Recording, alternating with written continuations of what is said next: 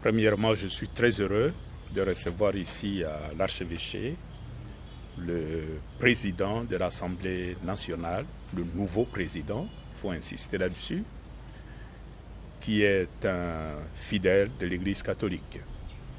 Et comme il se doit dans notre Église catholique, quand on a une responsabilité pareille, quand on a vraiment le sens de l'Église, on commence d'abord par se tourner vers le Seigneur, Dieu lui-même, qui lui a fait grâce de l'élever jusqu'à cette responsabilité dont dépend la sérénité de beaucoup de Congolais, pour demander sa bénédiction. C'est la moindre des choses.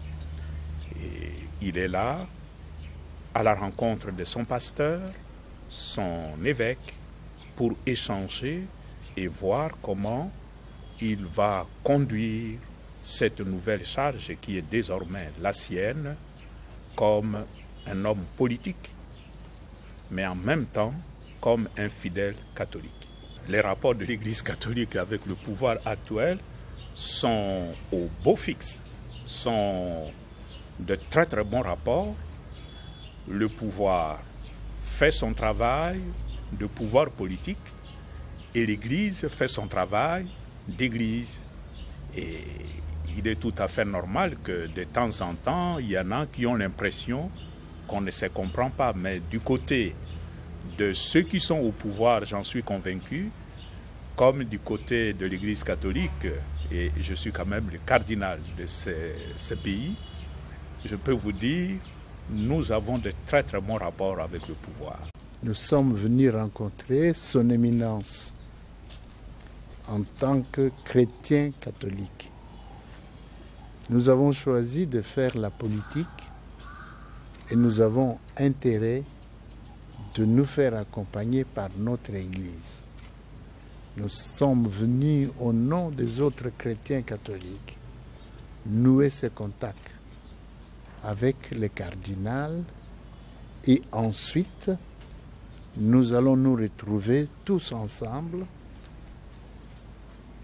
les chrétiens catholiques qui ont choisi à faire la politique dans une réunion de concertation pour que nous, dans cette vie que nous avons choisie, nous puissions partager notre vie, mener notre vie comme des chrétiens, dans l'amour du prochain.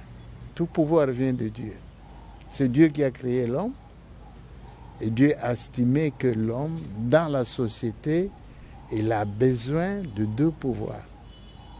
Il a besoin d'un pouvoir spirituel, ceux qui doivent nourrir son âme et ceux qui doivent nourrir son corps, donc ce pouvoir temporel-là.